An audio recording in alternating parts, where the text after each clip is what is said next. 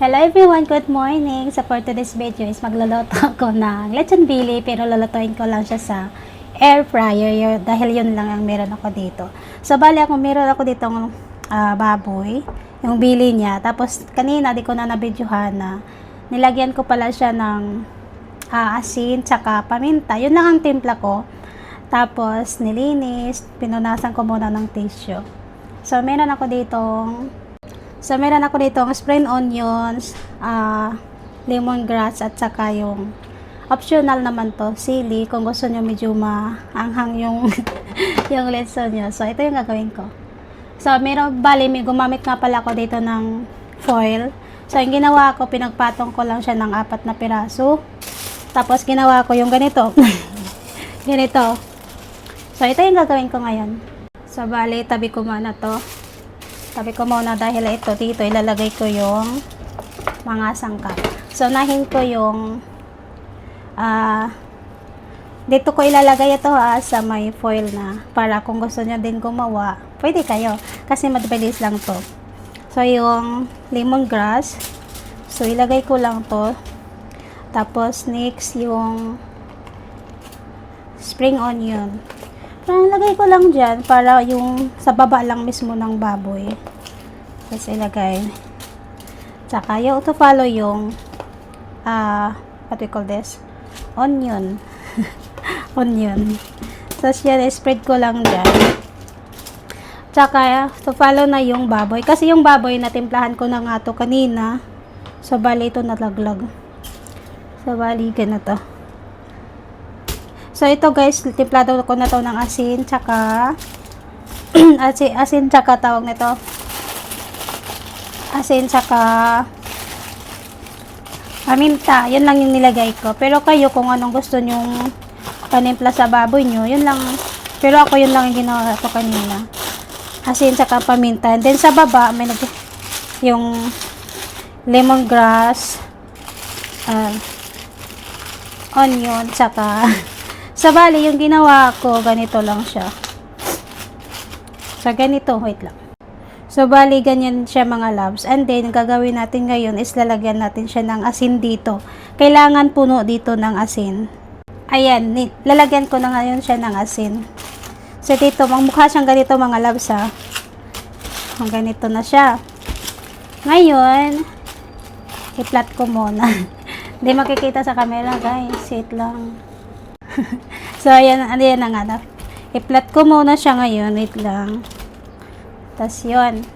So, ang gagawin ngayon, ang next na procedure is lalagyan to yung skin ng baboy. Lalagyan siya ng madaming asin. Kailangan lahat para hindi matutong. So, don't worry kasi mamaya after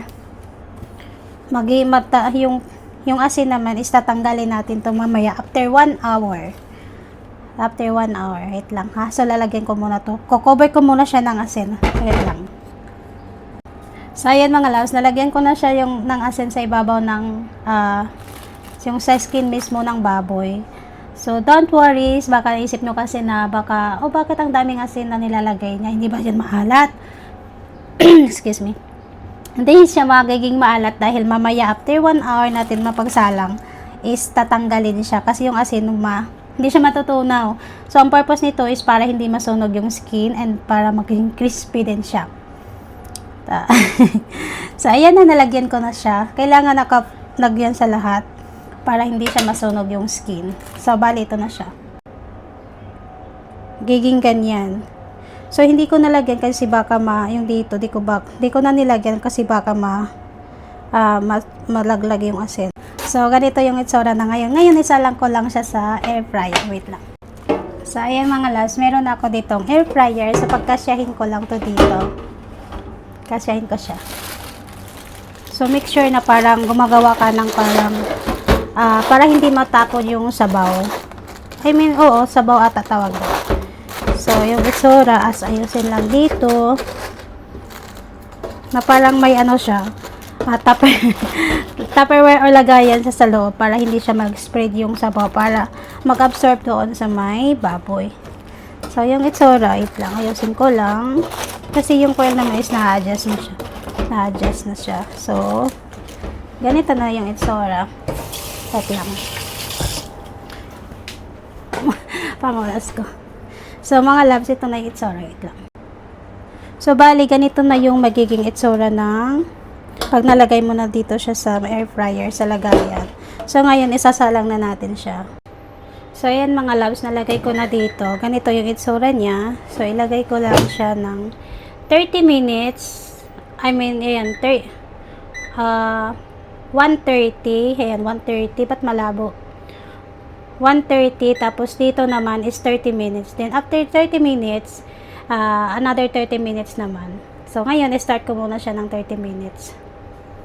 Again, 130 dito. 130 yung ang init, tsaka dito 30 minutes, then after 30 minutes isa lang ulit siya ng 30 minutes.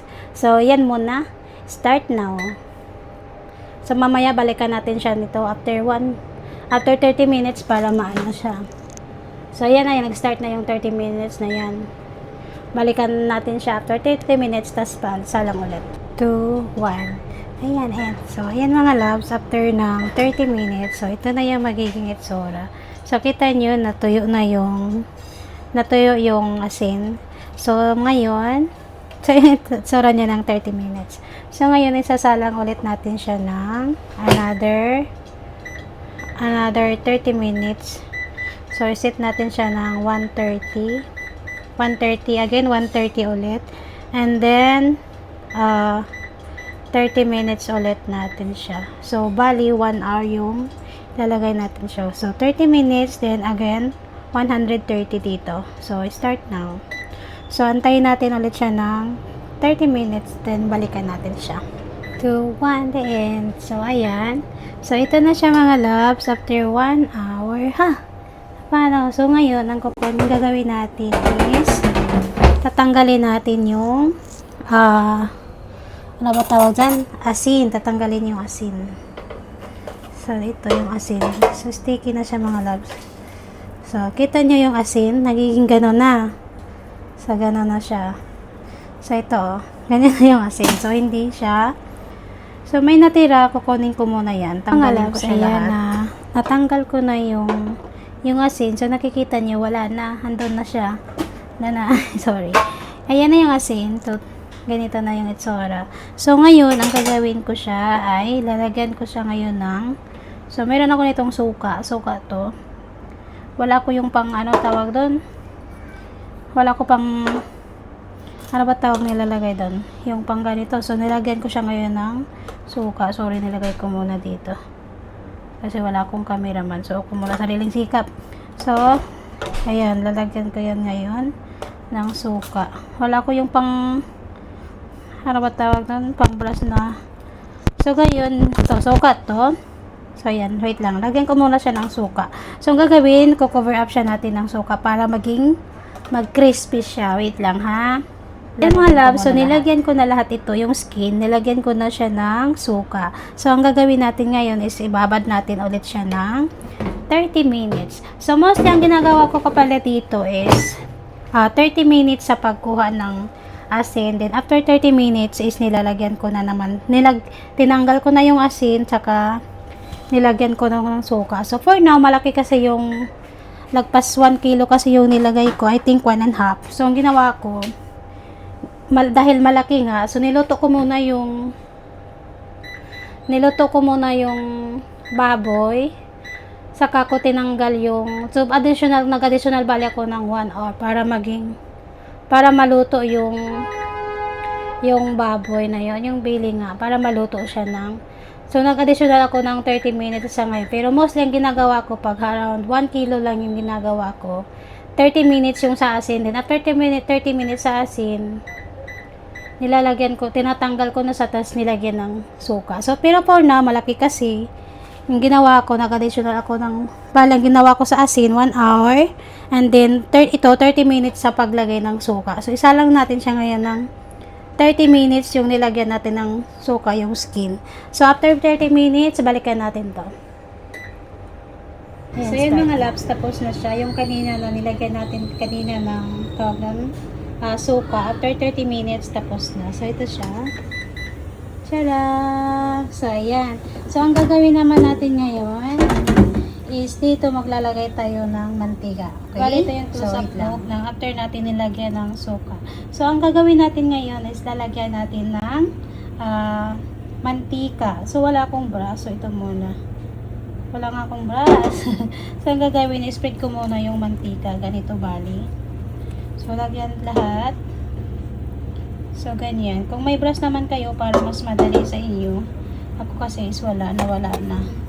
Wala na ako nang tinapon ko na ata kasi tagal na. So, ito yun. Nalagyan ko ngayon siya ng mantika. Mantika, cooking oil ha. Cooking oil para so, ayan. Bali mga labs, yun na yung nilagyan ko na nga siya ng mantika. So, sa nakikita nyo dyan sa loob, may mga ganito. Dahil nga dyan sa yung juice ng baboy yan. So, masarap yan. So, ngayon ito na. Ang gagawin naman natin next nito is isasalang natin siya ng 20 minutes pero sa ayan, 200 na siya. Ayan, 200 na siya. And then dito kailangan 20 minutes siya. Pero kung hindi pa siya, crispy, pwede din gawing 30 or 25. So, nasa sa inyo na kung gaano ka crispy yung gusto nyo. So, ito kasi malaki, gagawin ko siyang 30 minutes. Pero ang apoy niya is kailangan malakas na. So, 200.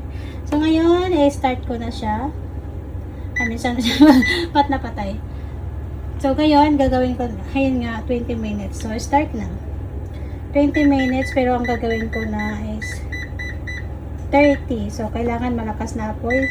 200. And then, pag maliit lang yung baboy nyo, pwede nyo i-adjust ng 20 minutes o kaya 25.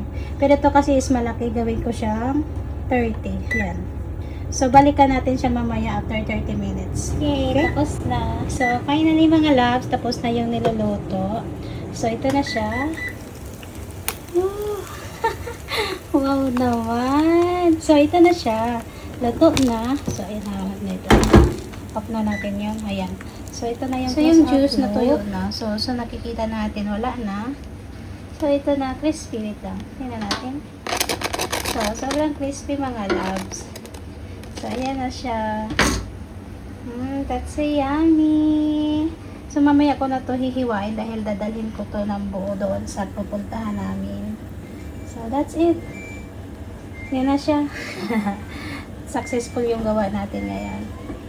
So, yan lang. Thank you for watching. At kung gusto nyo din ma-achieve yung ganitong susundan nyo lang yung nasa video. Andun lahat yun. So, yan lang. Thank you for watching. Bye-bye! Gawa ka na din. Let's go.